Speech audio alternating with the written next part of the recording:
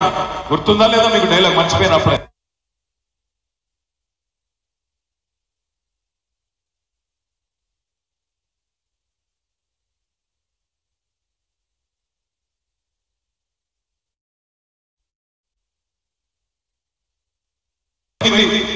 మార్చి 9 పోయింది, ఏప్రిల్ 9 పోయింది, మే 9 కూడా పోయింది. పోయిందా పోలేదా? పోయింది. జూన్ 9 రానే వస్తున్నది. అంటే 6 నెలలు గడిచిపోయింది. 7వ నెలలో అడుగు పెడతా ఉన్నాం. మరి అడగాల వద్దా? అడగంది అమ్మ కూడా అన్నం పెట్టదు. అడగాలి అంటే, కడిగి పారేయాలంటే, ప్రభుత్వాన్ని నిలదీయాలంటే, ఇచ్చిన మాట నిలబెట్టుకోలేదు అనే మాట గుర్తు చేయాలంటే దమ్మున్న ఏనుగుల రాకేష్ రెడ్డి లాంటి నాయకుడిని గెలిపించి శాసన మండలికి పంపండి. ఇప్పుడు కావాల్సింది ప్రభుత్వాన్ని ప్రశ్నించే గొంతులు, ప్రభుత్వాన్ని ప్రశంసించే గొంతులు కాదు. ఇప్పుడు కావాల్సింది ధిక్కార స్వరాలు, అధికార స్వరాలు కాదు. ఇప్పుడు ఏముంది? అసలు శాసన మండలి ఎందుకు పెట్టినారు? రాజ్యాంగంలో డాక్టర్ బాబాసాహెబ్ అంబేద్కర్ గారు అప్పర్ హౌస్, లోవర్ హౌస్ ఎందుకు పెట్టినారు? శాసనసభ, శాసన మండలి, లోక్సభ, రాజ్యసభ ఎందుకు పెట్టినారు? ఎందుకు పెట్టినారంటే ప్రజాస్వామ్యంలో అప్పుడప్పుడు ప్రజలు కొన్ని ఆకర్షితమైన ప్రజాకర్షక విధానాలకు మరి ఆకర్షితులై ఓట్లేసినా కూడా ఆ ప్రభుత్వానికి ఒక చెక్ ఉండాలి, ఆ ప్రభుత్వాన్ని ప్రశ్నించే ఇంకొక వ్యవస్థ ఉండాలి అనే ఉద్దేశంతోనే శాసనసభ, శాసన మండలి, లోక్సభ, రాజ్యసభ అట్లా మన సిస్టంలోనే చెక్ బ్యాలెన్స్ ఉండాలి. ఆ బ్యాలెన్స్ తప్పితే ఒకవైపే లాగుతారన్న ఉద్దేశంతో ఈ సిస్టమ్ పెట్టారు. ఇవాళ శాసనసభలో ప్రభుత్వానికి మందబలం ఉంది కాంగ్రెస్ పార్టీ. కాబట్టి వాళ్ళు ఇష్టం ఉన్నట్టు మేము చేసుకుంటా పోతాం. ప్రజలు మమ్మల్ని ఒకసారి గెలిపించినారు కదా, మేము మాట తప్పినా, ఇచ్చిన 420 హామీలు మర్చిపోయినా మమ్మల్ని అడిగే వాళ్ళు ఎవరు అనే ధీమా వాళ్ళలో ఉంటుంది. మీకేం చెప్పినారు ఎన్నికలకు ముందు? ఒక్క రుణమాఫీ మాత్రమే కాదు, రైతు బిడ్డలందరూ గుర్తు చేసుకోవాలి. కేసీఆర్ 10,000 ఇస్తున్నాడు రైతు బంధు, నేను రాగానే 15,000 ఇస్తా అన్నాడు. అన్నాడా లేదా? అన్నాడు. మరి 15,000 వచ్చినాయి ఎవరికన్నా? ఆ 10,000 కనా కష్టం మీద మొన్న నాట్లు వేసినప్పుడు వేయాల్సింది, ఓట్లు వేసినప్పుడు ఇచ్చింది. అదే విధంగా మళ్ళొక్కసారి గుర్తు తెచ్చుకోండి, కేసీఆర్ కేవలం భూస్వాములకే ఇస్తున్నాడు, నేను కౌలు రైతులకు కూడా రైతు భరోసా ఇస్తా అన్నాడు. ఒక్క కౌలు రైతు కన్నా వచ్చిందా రైతు భరోసా, రైతు బంధు? లేదు. కేసీఆర్ గారు రైతు కూలీలను పట్టించుకుంటలేడు, నేను రాగానే రైతు కూలీలకు నెలకు 1000 రూపాయలు ఇస్తా అన్నాడు. మరి ఒక్కటి కూడా ఇప్పటివరకు నెరవేరలేదు. ఎంత ధైర్యం ఉంటే ముఖ్యమంత్రికి పచ్చి అబద్ధాలు చెప్పి కూడా ప్రజలను నేను ఇంకా మళ్ళొక్కసారి పిచ్చోళ్ళని చేస్తా అని ఎంత ధైర్యం ఉండాలి, ఎన్ని గుండెలు ఉండాలి ముఖ్యమంత్రికి ఆలోచన చేయండి.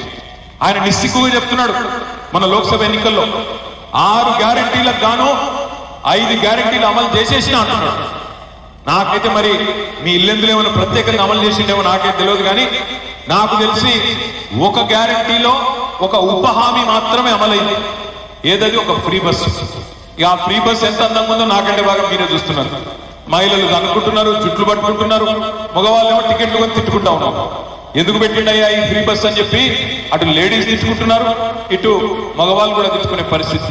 ఇక్కడికి వస్తుంటే ఇప్పుడే హరిప్రియ గారు చెప్తున్నారు, నిన్న కొనిజర్ల దగ్గర, మన ఖమ్మం జిల్లాలో కొనిజర్ల దగ్గర ఒక లేడీ ఫుడ్ బోర్డింగ్ చేస్తుంటే కింద పడి, బస్సు టైర్ కింద పడి చచ్చిపోయిందన్న అని చెప్పి ఇప్పుడే ఇక్కడికి వస్తా ఉంటే చెప్తా ఉన్నారు. ఎందుకు చెప్తా ఉన్నా ఇదన్నా అంటే, ఒక్క ఉప హామీ, 6 గ్యారంటీల్లో 13 హామీలు ఉంటే ఒక్క హామీని, ఆ 13లో ఒక్క హామీ అమలు చేసి ఈ ముఖ్యమంత్రి నిస్సిగ్గుగా నేను అన్ని అమలు చేసినా అని చెప్పి పచ్చి అబద్ధాలు చెప్తా ఉన్నాడు.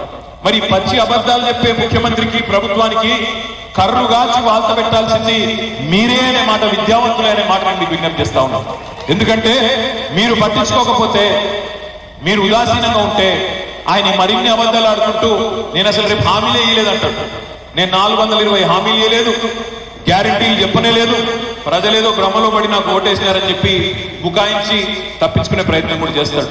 మీరు ఇంకొక విషయం గమనించండి, ఈ ముఖ్యమంత్రికి ఎంత విశ్వాసం ఉంది అబద్ధాల మీద అంటే, ఆయన పాపం నిజాన్ని చెప్పాలంటే రేవంత్ రెడ్డి తప్పు కాదు. రేవంత్ రెడ్డి ముందే చెప్పినాడు. ఏం చెప్పినాడు?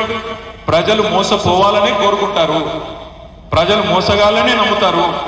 మేము చూసారా వీడియో? చూడలేదా మీరు? చూడకపోతే హరిప్రియ గారికి చెప్పి ఆ వీడియో మళ్ళీ పంపిస్తాను చూడండి. చాలా నిజాయితీగా చెప్పిండు ఆయన తప్పేం లేదు. ఏం చెప్పిండు? ప్రజలు మోసగాళ్ళనే నమ్ముతారు, మోసపోవాలనే కోరుకుంటారు, అందుకే మేము మోసం చేస్తాము రాజకీయ నాయకులు అని చెప్పి చాలా నిజాయితీగా చెప్పింది. తప్పు ఆయనది కాదు, తప్పు మనది. ఎందుకంటే ఒక్కసారి ఒక వ్యక్తి చేతిలో మోసపోతే ఆ వ్యక్తి తప్పు అవుతుంది, మోసం చేసిన వాడు తప్పు అవుతుంది. కానీ రెండవసారి కూడా అదే వ్యక్తి చేతిలో మోసపోతే ఈసారి తప్పు మనదైతుంది అనే మాట దయచేసి గుర్తుపెట్టుకోండి. ఇక్కడ వచ్చిన మా విద్యావంతులైన గ్రాడ్యుయేట్లు నేను అడుగుతా ఉన్నాను, మీకేం చెప్పిండు రేవంత్ రెడ్డి? మొదటి సంవత్సరం లోపలే 1 year లోపలనే 2 లక్షల ఉద్యోగాలు భర్తీ చేస్తా అని చెప్పిండు ప్రభుత్వంలో. చెప్పిండా చెప్పలేదా? చెప్పిండా? మీరు అసలు వినలేదా? మీరు వినకుండా ఊరికే ఉద్దేశించారు. 2 లక్షల ఉద్యోగాలు మొదటి సంవత్సరంలోనే భర్తీ చేస్తా అన్నాడు. ఎంత ధైర్యం ఉండాలా ముఖ్యమంత్రి గారికి అబద్ధం చెప్పడానికి? ఇవాళ ఆయన చెప్తున్నాడు 30,000 ఉద్యోగాలు ఇచ్చేసినా అని చెప్తున్నాడు. ఎక్కడి నుంచి ఇచ్చిండు 30,000 ఉద్యోగాలు? ఒక ఉద్యోగం ఇవ్వాలి అంటే ముందు నోటిఫికేషన్ ఇవ్వాలి, తర్వాత పరీక్ష పెట్టాలి, ఆ తర్వాత ఇంటర్వ్యూ పెట్టాలి, ఆ తర్వాత నియామక పత్రం అపాయింట్మెంట్ లెటర్ ఇవ్వాలి.